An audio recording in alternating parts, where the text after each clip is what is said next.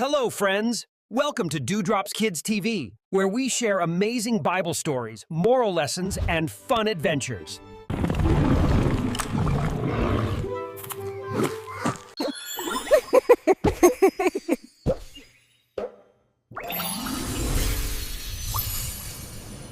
Have you ever faced a problem so big it felt like a giant, unbreakable wall? A challenge that seemed impossible to overcome? Well, today we're diving into a story about a wall like that, a real one, and the incredible, almost unbelievable way it came crashing down. This is the story of the fall of Jericho. Picture this: after 40 years of wandering in the desert, the Israelites are finally on the verge of entering the Promised Land. But there's a massive obstacle in their way: the fortified city of Jericho. Its walls were legendary, thick, tall, and heavily guarded. From a human perspective, breaching them seemed hopeless. The people of Jericho were confident, maybe even mocking, behind their impenetrable fortress. But the Israelites had something Jericho didn't: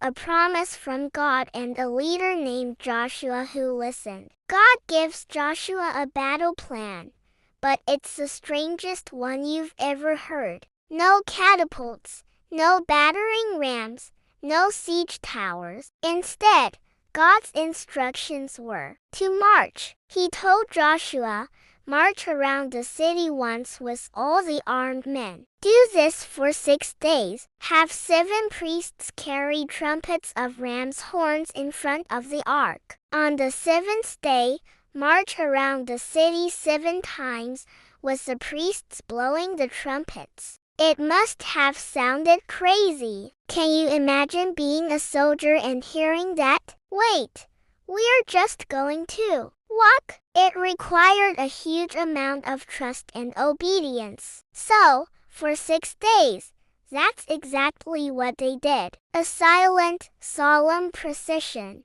The armed men led the way, followed by the 7 priests with their trumpets.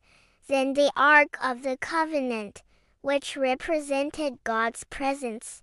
And finally, the rear guard. Once a day, they circled the mighty city in complete silence, except for the footsteps of thousands. The people inside Jericho must have been watching, confused, maybe even laughing at this bizarre ritual. What kind of army just walks around your city and goes home? But on the 7th day, everything changed. Just as God commanded, they woke up at dawn. This time, they didn't circle the city just once. They marched around it 7 times. Imagine the tension building with each lap. The sun is rising higher.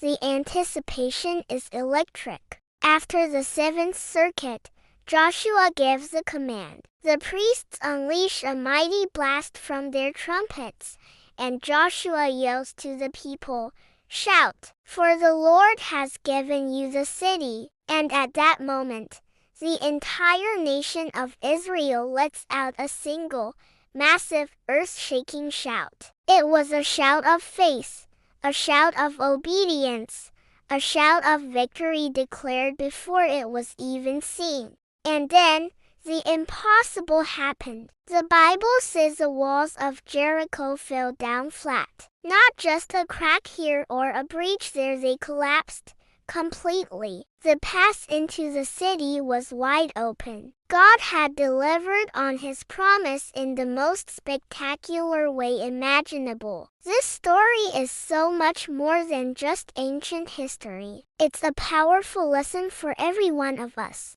Sometimes, the walls in our lives, our fears, our doubts, our impossible situations don't need our strength to be broken. They need our faith and obedience. The strategy might not make sense to us. It might even look foolish to others.